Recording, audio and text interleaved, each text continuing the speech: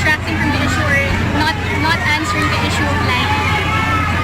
Yun na yun, a lie is a lie. And she said na, ano ba sinabi niya?